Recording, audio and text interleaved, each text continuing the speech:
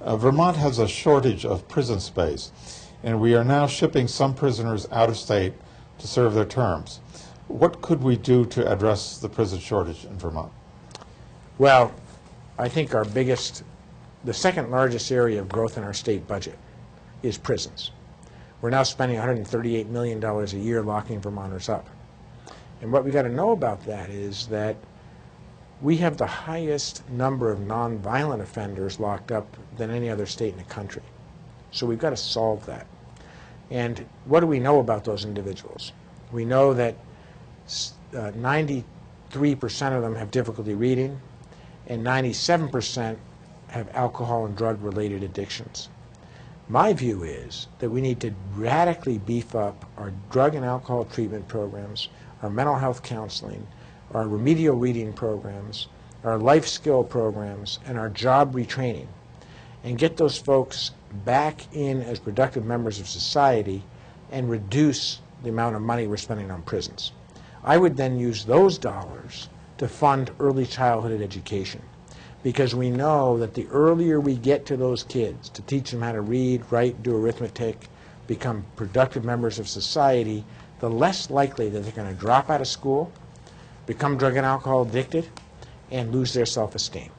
So that's going to be an initiative of mine as governor, and we're going to do it right. I feel really strongly about this one because, as I mentioned earlier, I learned a little differently. I could have been one of those kids except for the fact that my parents were teachers and understood what I needed to do to learn how to read just like the rest of the kids in the class. But we've got to take this seriously. We're basically taking kids that should be productive members of society. We're losing them through the educational process. They lose their self-esteem, they turn to drugs and alcohol, and we lock them up for $50,000, $60,000 a year and ship them out of state because we can't build prisons fast enough. That's not good public policy, and it's terribly cruel, humane policy.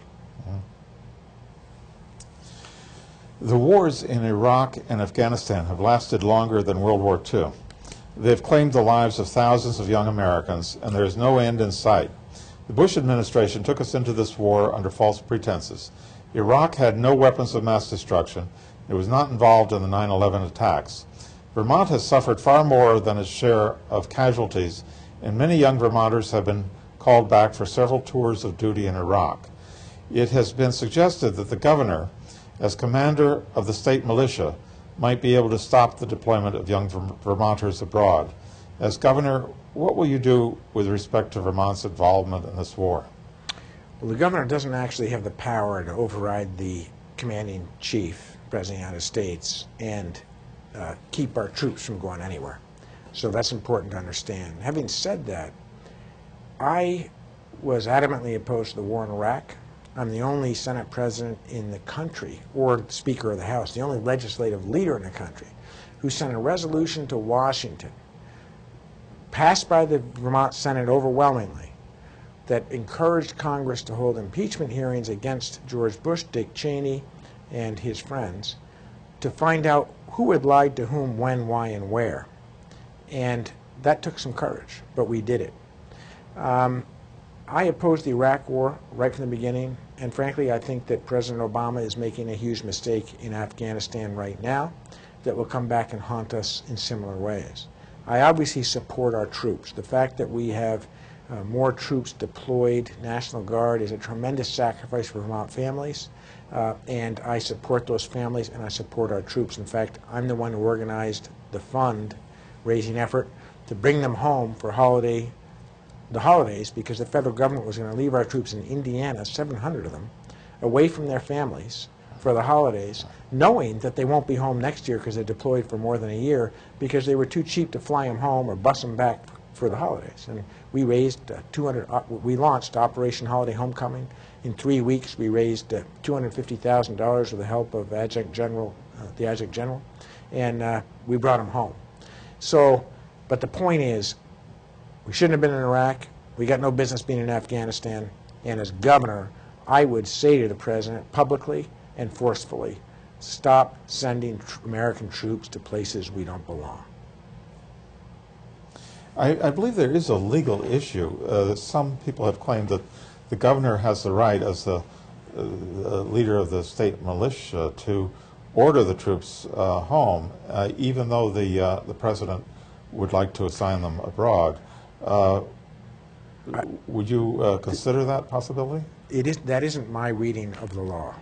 My reading of the law is that the commander-in-chief has control of the National Guard once they've been ordered to be deployed by our military, and that no state governor can intercede in that decision. You can influence, you can urge, you can beg, but you can't actually say, we're bringing ours home. Some people might perceive you as representing primarily southern Vermont. How do you respond to this to let those living in the urban Burlington area of northern Vermont know that you are sensitive to their interests? You know, I love that question because wherever you go in Vermont, people tend to feel like they're not represented by the legislature and by the governor. Everybody else is. If I go down to southern Vermont, we call that the Forgotten Kingdom. You go up to the Northeast Kingdom, they feel like they're ignored. And I'm always curious to find in Chittenden County, they feel like there's sort of some anti-Chittenden County feeling down in Montpelier. Listen, we're one state, one people, one 600,000 plus family, and the governor needs to represent everybody. What I will say is that I do feel strongly that economic development efforts must be targeted at all of Vermont, and the infrastructure has to be improved, broadband and telecom in all of Vermont. But I think the people in Chittenden County agree with that too. So I don't feel that that where you are born and raised determines who you represent. What I love is the state of Vermont and the people here. I believe I'm the candidate who can make tough decisions, get jobs moving again, stand up for social justice, and make Vermont a leader again in the nation in healthcare, in efficiencies, in renewable energy, and in a really strong education system, and in protecting our natural resources. And I think that those 5 components are tremendously important for the next governor, and I think I've proven in my leadership. I'm not asking folks to support my promises and my pronouncements. I'm asking folks to judge me on what I've done. And I've been willing to take on tough issues, get tough things done, make politicians vote on things that they don't otherwise want to. And I think that's what we need in a governor, someone who can create jobs, make tough decisions, because we got a heap of problems on the plate right now, and we need a candidate who can manage those problems and manage them well so that we get Vermont back to work. Do you have an internet website where people can go to volunteer to help in your campaign for governor? Sure do, and we need help. It's www.shumlinforgovernor.com. We'd love to have your help. Obviously, we're launching what has to be one of the most aggressive grassroots efforts to elect a governor in a long time. I believe I'm the candidate who can beat and will beat Brian Dewey if they give me the chance, but we'd love to have your help. So it's www.shumlin, S-H-U-M-L-I-N, for governor.com. And what kind of things do you need people to do? Knock on doors, make phone calls, lick envelopes, and do all the things that campaigns have to do, organize house parties. We just want to get out and have a conversation with as many Vermonters as we can possibly meet. And if the average Vermont or if our viewer wants to contribute to your money to your campaign, can they do that through your website? There's no such thing as a contribution that's too small. We'll take $1, we'll take $10, and we'll take $1,000 with the same enthusiasm. It's shumlinforgovernor.com. Just hit the donate button. And your money matters because we're not taking money from the pharmaceutical industry. We're not taking money from the oil companies. We need average Vermonters sending in a check or sending in a donation to help this campaign. We'd really appreciate your help. The primary election is on August 24th, and I urge everyone to vote for Peter on the Democratic Party ticket. And let me also remind our Chittenden County viewers that I'm running for the state Senate in November, and the election in November is on November 2nd. Peter, I want to thank you for coming. Hey, thanks so much for having me. It's been a great discussion. Yes, I've enjoyed it. And for those of you at home, I want to thank you for tuning in. And Vermont Today will be back again next month with another episode.